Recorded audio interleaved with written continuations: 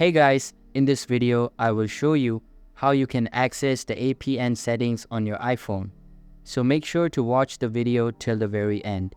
And let's begin. It's important to note that not every provider is going to allow you to go and access your APN settings. However, some will, because sometimes when you go to a different country or region, you actually need to go and change these settings in order to go and use cellular or mobile data. So in this case, I need to go and open up my settings, and then in settings you need to go and click on mobile data, and in mobile data you then need to go and locate mobile data network, this option here. So I'll click mobile data network, and then here we are. As you can see, we can go and set the APN here. Mine's already currently set, and if you want, you can always go and click on reset settings at the bottom and go and reset them.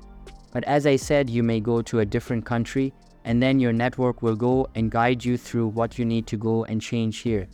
Some will do automatically, some won't. But if you have to do it manually, you may need to go and change this, but your network will guide you through.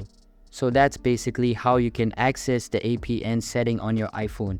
So that is all for this video. Hope you liked the video. Thanks.